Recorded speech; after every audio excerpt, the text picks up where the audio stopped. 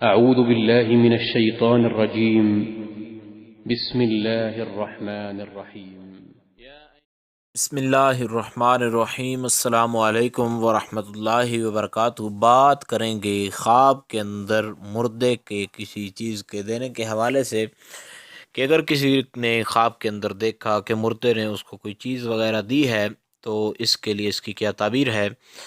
اس کا دیکھنا یہ کیسا ہے، اس حوالے سے بات کریں گے۔ تو اس سے پہلے آپ سے یہ گزارش ہے کہ اگر آپ نے ہمارے چینل کو سبسکرائب نہیں کیا تو ضرور سبسکرائب کریں،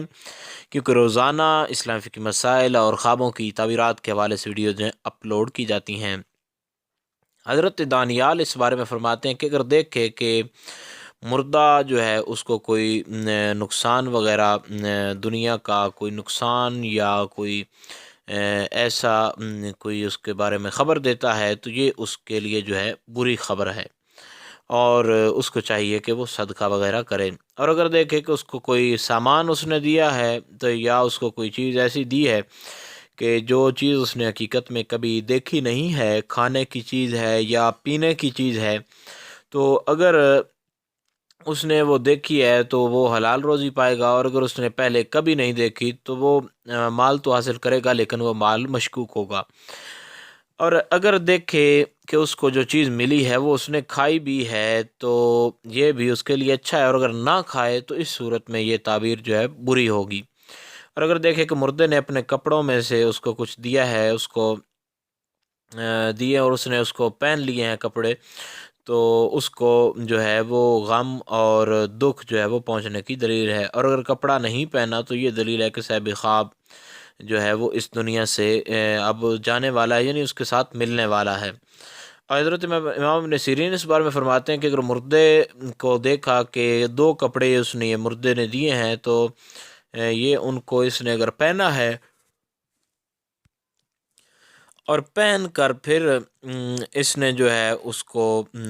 اتار دیا ہے، یعنی پہنا اور فوراً اتار دیا ہے، تو یہ بھی اس کو لیے جو ہے غم اور دکھ کی دلیل ہے، لیکن یہ غم یا دکھ تھوڑے وقت کے لیے ہوگا۔ اور اگر دیکھے کہ مردے نے اس کو کوئی ایسا کپڑا دیا ہے پھر اس سے واپس طلب کیا ہے، یعنی مردے نے کوئی کپڑا پکڑایا اور پھر اس سے مانگ لیا واپس، تو یہ جو ہے اس صورت میں یہ جو مردہ واپس کپڑا مانگ رہا ہے یہ عزت اور بزرگی پانے کی دلیل ہے۔ اور مردہ جو ہے اگر اس کو قرآن مجید یا فقہ وغیرہ کی کوئی کتاب دے یا کوئی بھی کسی قسم کی کتاب جو اس کو پکڑائے، تو اس صورت میں جو ہے